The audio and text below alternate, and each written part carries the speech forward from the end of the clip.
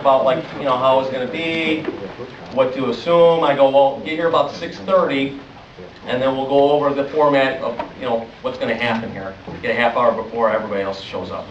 He called me today at 4:30 saying he's leaving town, something has come up, he's not going to make it.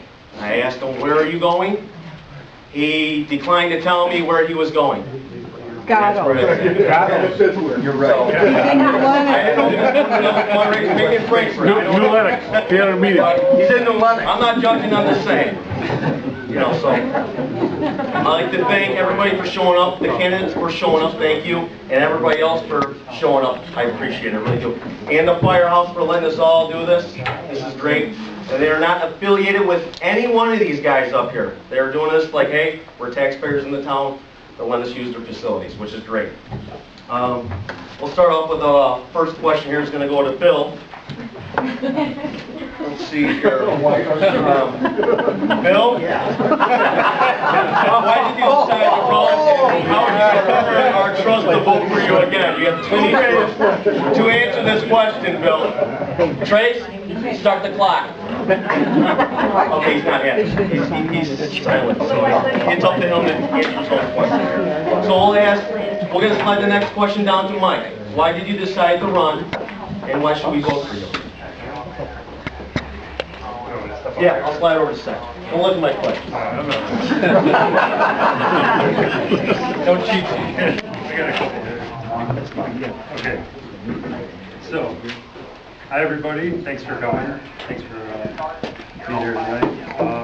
Basically, the question is why I'm running for mayor. Yes. Speak up, Mike. Yeah, no, that's why I need a microphone. It's broken. Okay. Borgo took it with him. He's in the parking lot answering the question. Yeah. Well, I've been thinking about running for office for about 3 years, 2.5 years, and really got interested in it. I've been going to village meetings for over a year and a half. Getting involved and seeing what's going on here.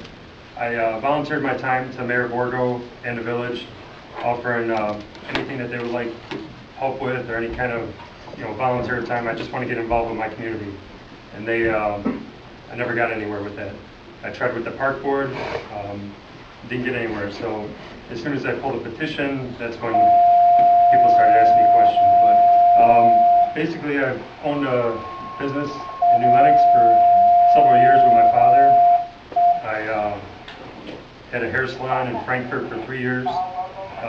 It was successful, but my wife decided, who did hair, she decided not to do hair anymore. So she went into the medical field and we sold the place. I also have a real estate background. I was a real estate broker for 9 years. I think yeah, is there... Yeah, you're done. It's 2. So we got the timer, remember? 2 minutes. It felt like a minute. Okay. Go ahead, James. Shoot on up there, bro. Why don't you raise your hand after the first minute? Okay, why did I decide to run for mayor again? Well, I've been involved in this community ever since I was 18. I was a volunteer fireman for 20 years. I was on the planning commission for 6, the last 2 as chairman. I was on the park board. We started the park programs while I was on the park board. It was my brother and myself, and he actually won with a write-in vote of 1 vote. Somebody wrote him in, they gave it to him. But the library came to us and said we needed programs. We started the programs. And I moved on to become mayor, and I worked to try and grow this town, to get business in and work with them. I've always been good with working with people. I don't do anything by myself. I work with everybody. All the trustees know what's going on, even though they're against me. I got beat because of a Lakewood home issue, which was never going to happen. It wasn't a done deal. We aren't going to do that to this town. I would never do that to my own tax bill itself. I would ruin my own value of my home. And then I got back in as trustee because I feel that I can still contribute. I have a lot of knowledge of this town, how it works, and what needs to be done. And we had 2 administrators when I was the mayor. We have 4 now. I can cut 2 of those administrators out with the experience I have, and we don't need to use those salaries. We can look at using those salaries and cutting some of those utility taxes, because that'll help bring in business also. We want to stabilize our base to get the businesses here patronized, so new business will look to come in, because you got to patronize the businesses here before business will come. So I feel I have a lot of experience to do that.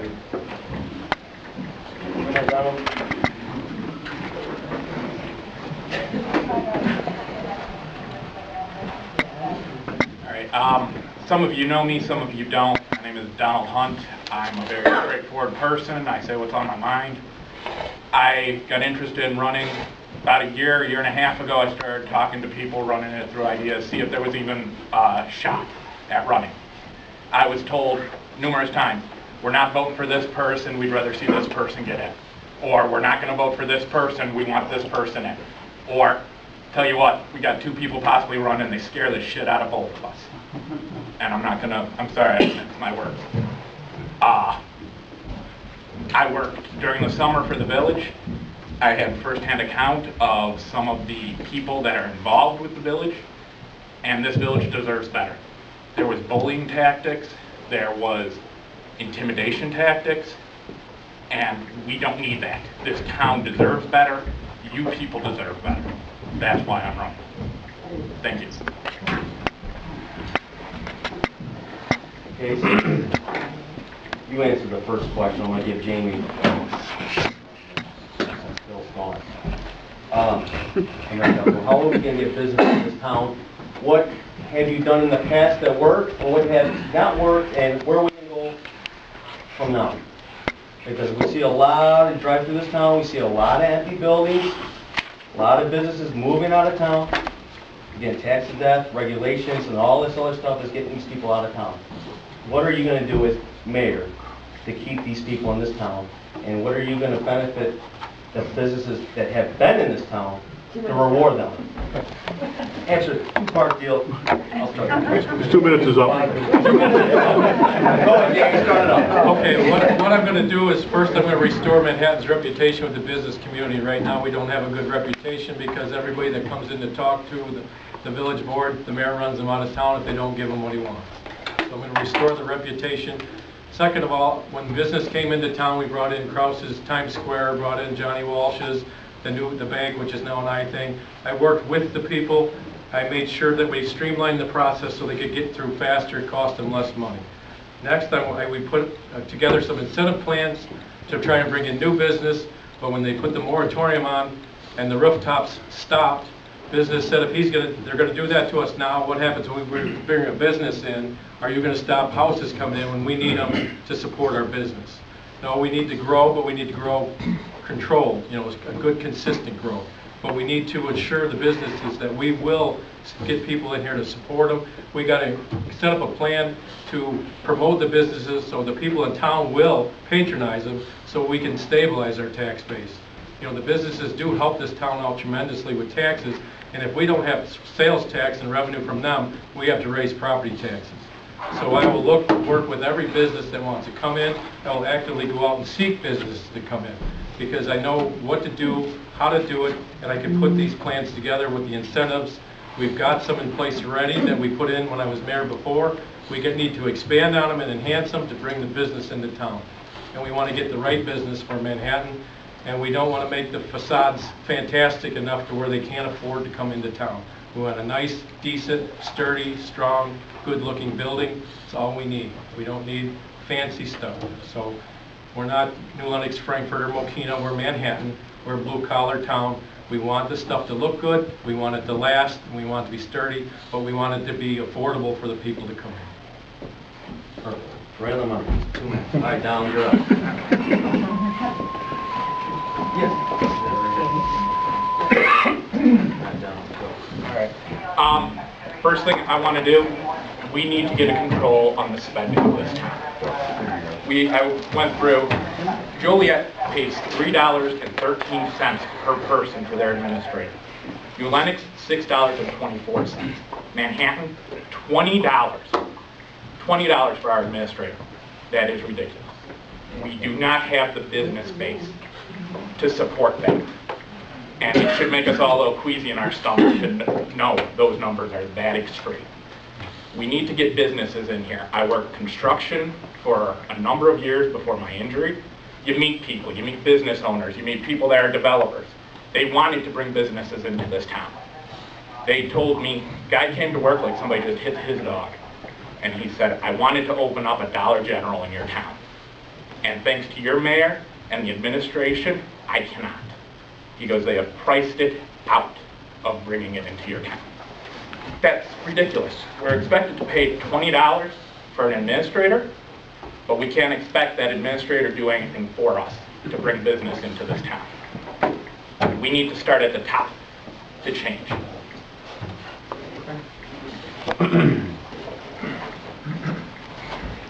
Ready, Kevin? Yeah, go ahead. Alright. So, I believe that the first thing we should do is get citizens involved.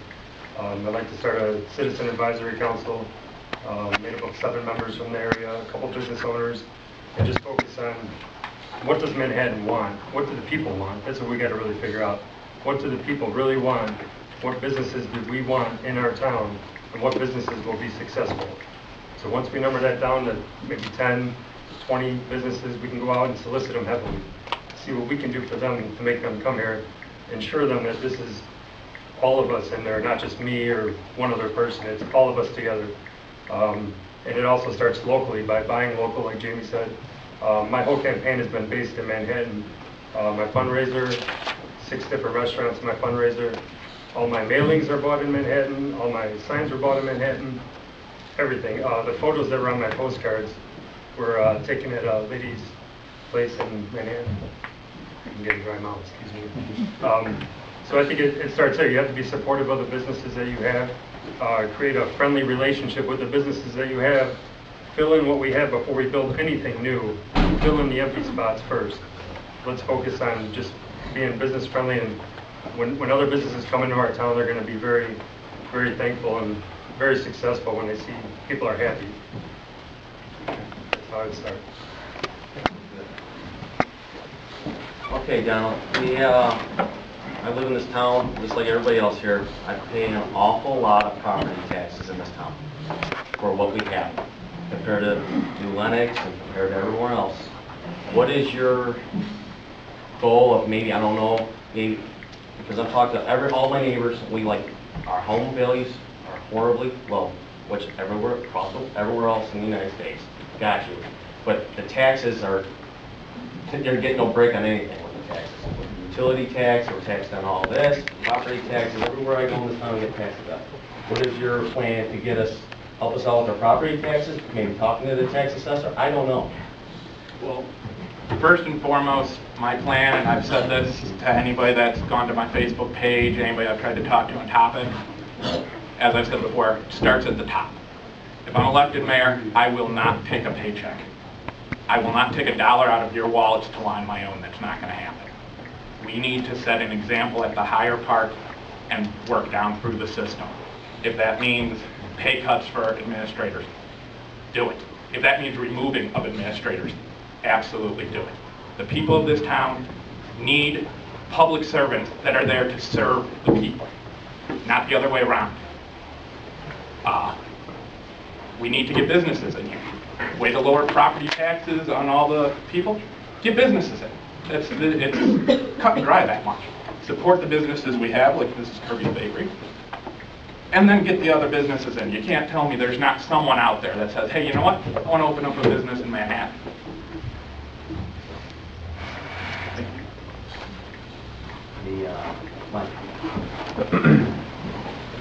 Is there uses? As far as property taxes go, that's the unfortunate part. There's so many different taxing bodies that are part of that situation. The one thing we should be doing is servicing the people that are paying these taxes, at least give them something for their money, because there's such a small portion that comes out of village taxes.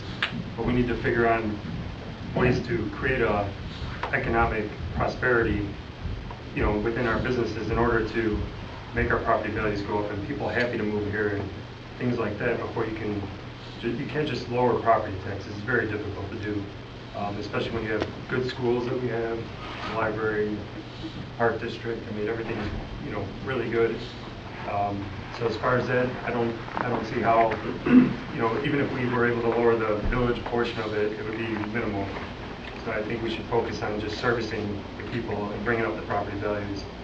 And then we can talk about that. Once business eventually grows, we can possibly lower them in the future. Great industry. Jamie?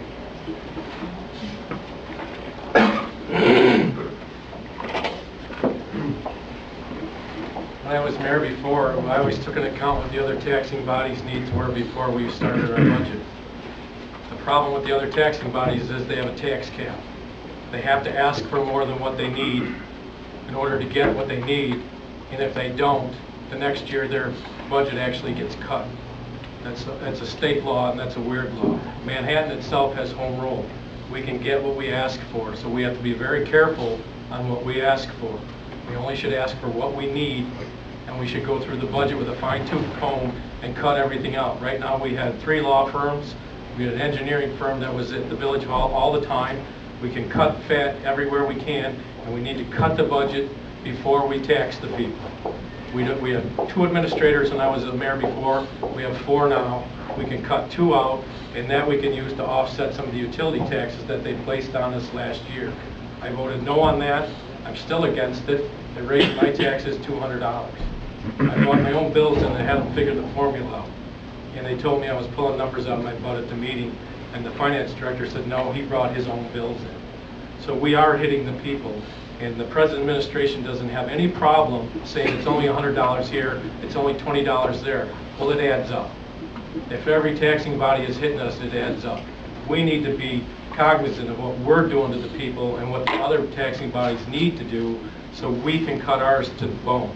And we can run the village with very little money. I mean, we don't need 4 administrators. We don't need a lot of staff. So we can cut the budget and work to bring things down. That will make businesses want to look at us and say, hey, the village is willing to work to keep their fiscal house in order. We could be able to come in there, and that'll stabilize our tax base. Especially if you support our businesses, that helps with sales tax with us when it comes to property taxes and other taxes. The more sales tax we get, the less property tax we get. Perfect. You're right on the line.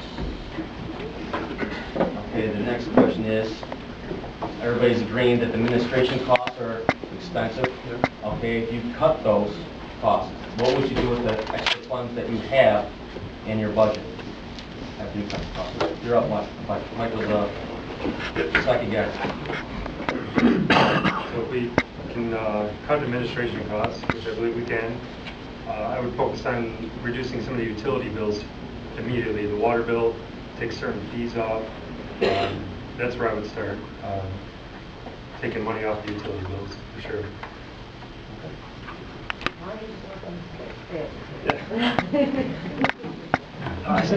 I got, Just kidding. I'll stay.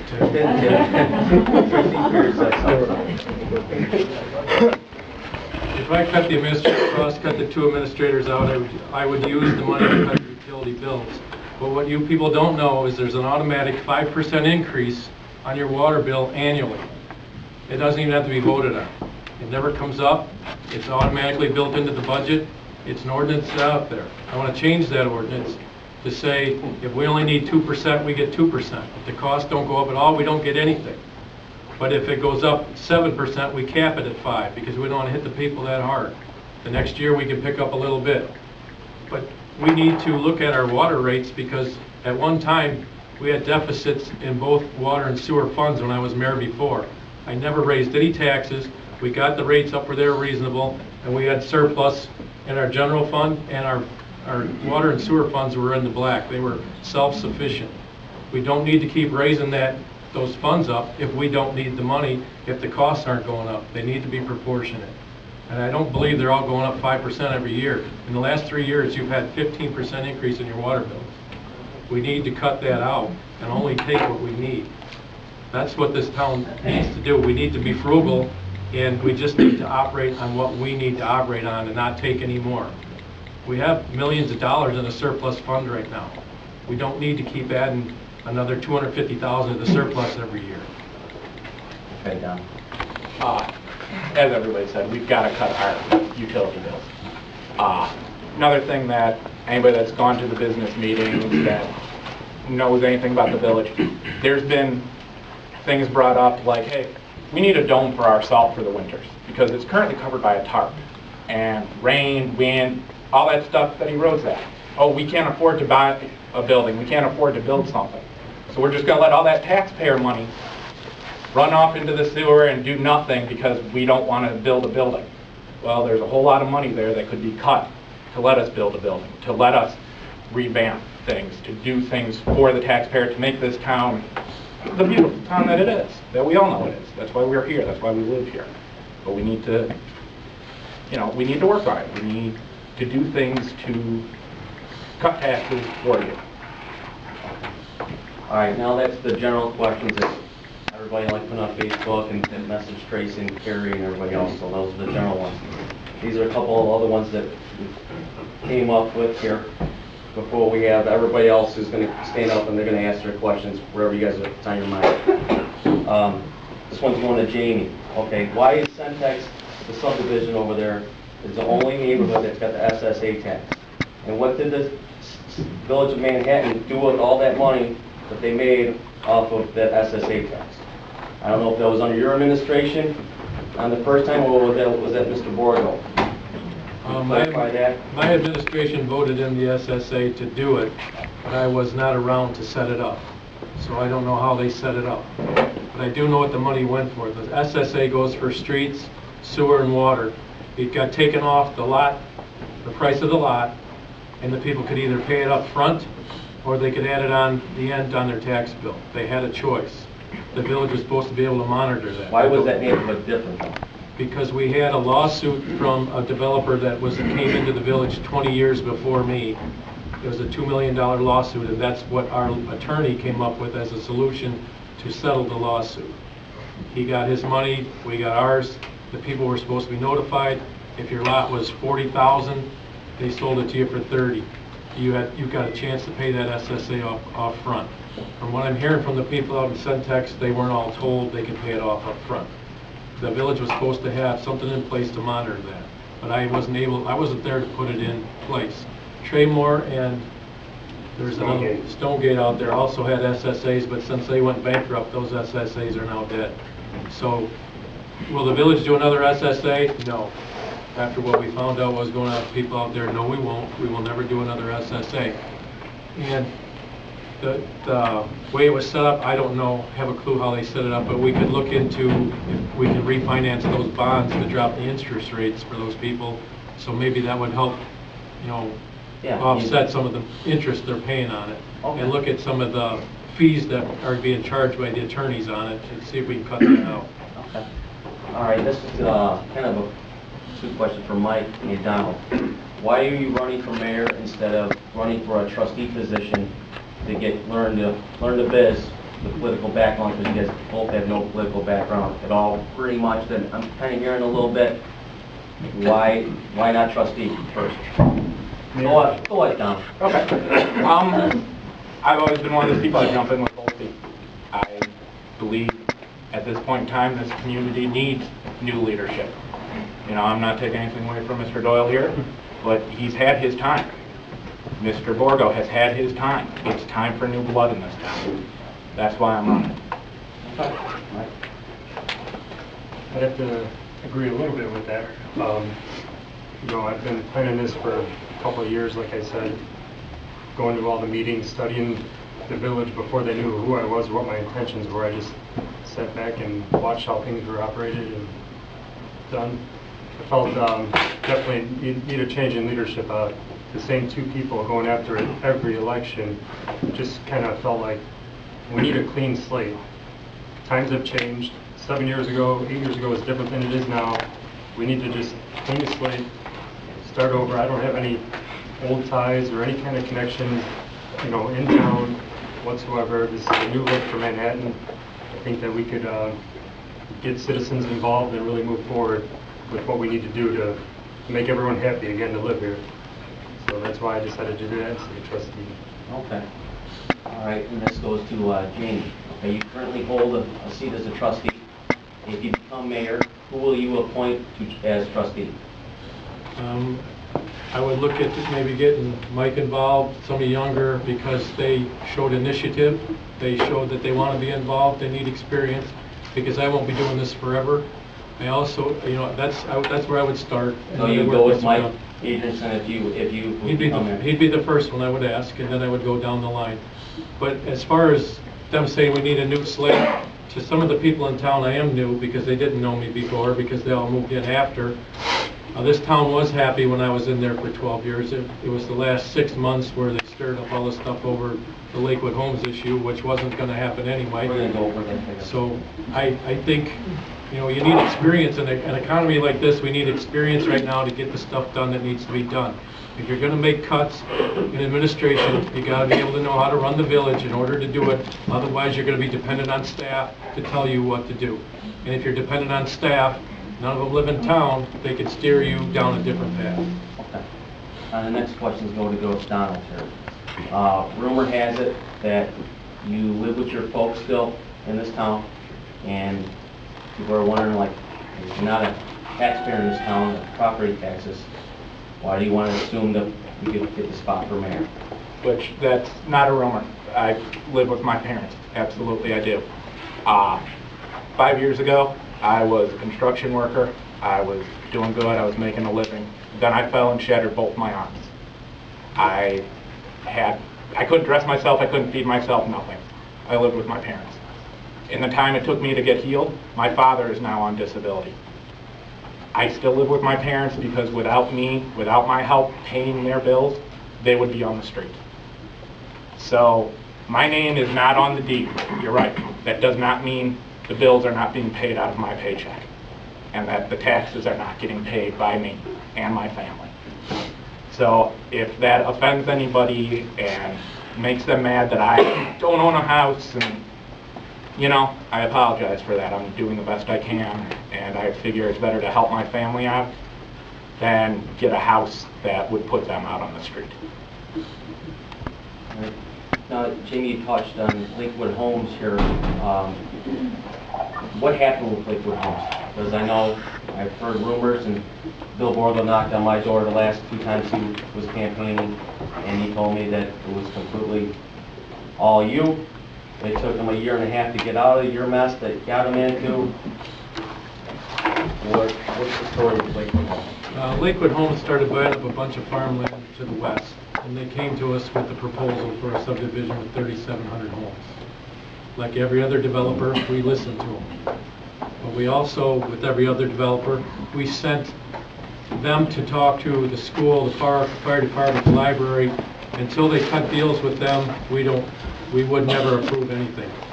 So Mayor Borg was a vice president of the school board at the time on the negotiating committee. If Lakewood Homes was a done deal like he said, then the school board would have already had to approve a deal with them.